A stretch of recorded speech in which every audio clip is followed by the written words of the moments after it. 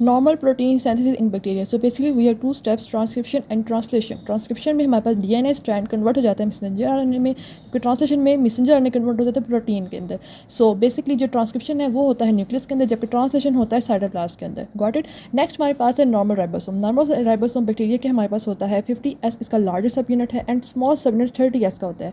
इसके ऊपर दो बाइंडिंग साइट्स होती हैं, A एंड P। नेक्स्ट हमारे पास जो आरएनए होता है वो तीन किस्म का होता है। एक होता है मैसेंजर आरएनए, एक होता है राइबोसोमल आरएनए, और एक होता है transverse RNA. Messenger RNA message लेकर आता है, उस पर कोडॉन्स होते हैं, स्पेसिफिक कोड्स होते हैं about amino acids. Messenger RNA ये होता है। ट्रांसफर आरएनए के पास स्पेसिफिक अमाइनो एसिड्स होते हैं जो कोडॉन के साथ आता है, एंड देन राइबोसोमल आरएनए हमारे पास इस राइबोसोम के अंदर होता है। कोडॉन हमारे पास स्पेसिफिक कोड होता है जो कि हर अमाइनो एसिड का यूनिक होता है।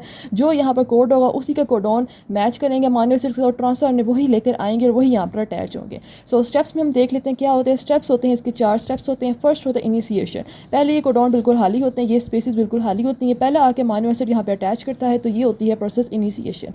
सेकंड प्रोसेस होता है कि हमारे पास एक सेकंड अमाइनो असाइल ट्रांसफर ने आके साइड ए पर अटैच होता है, तो ये होता है सेकंड। फर्स्ट है इनिशिएशन, सेकंड अटैचमेंट।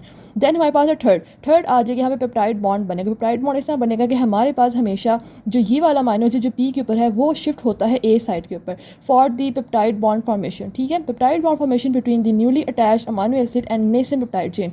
नेसेंट से मुराद ये है कि जो पी के ऊपर पहले ही चेन बनी हुई है वो नेसेंट चेन कहलाती है। तो यहाँ पर जितनी भी पेप्टाइड चेन बनी होगी वो सारी की सारी उठकर आ जाएगी ए के ऊपर, जस्ट लाइक दिस कि हमारे पास ट्रांसफर पेप्टाइड चेन हो जाती है पी से ए के ऊपर, ताकि उनके अंदर पेप्टाइड बॉन्ड बनाया जा सके। तो ये वाला प्रोसेस है, थर्ड स्टेप है। And then fourth step finally हमारे पास ये है कि जो हमारे पास मैसेंजर आरएनए है वो आगे मूव करेगा। देन हमारे पास जो चेन ए पे होगी वो सारी चेन पी पे शिफ्ट हो जाएगी, और ए के ऊपर एक नया अमाइनो एसिड आके अटैच होगा। एंड देन अगेन हमारे पास ये सारी की उठ के ए के ऊपर आएगी, पेप्टाइड बॉन्ड बनाएगी, एंड देन दोबारा चेन आगे शिफ्ट होगी, सारे पेप्टाइड चेन पी पे जाएगी, और देन ए दोबारा एम्प्टी हो जाएगा, और अगेन अमाइनो एसिड आगे बॉन्ड हो जाएगा। तो बेसिकली ये स्टेप है the ribosome move along the messenger RNA to expose next codon. इस प्रोसेस को हम कहते हैं ट्रांसलोकेशन ऑफ इलोंगेटेड पेप्टाइड। तो ये स्टेप है कि ए से पी के ऊपर शिफ्ट होना। सो हमारी फार्माकोलॉजी के अंदर हम पढ़ते हैं कि प्रोटीन सिंथेसिस इनहिबिटर्स में मेजर क्लासेस होती हैं aminoglycoside, tetracyclines, chloramphenicol and macrolides. तो स्टेप 1 हमारे इनिशिएशन का था और ये ब्लॉक करते हैं अमाइनोग्लाइकोसाइड।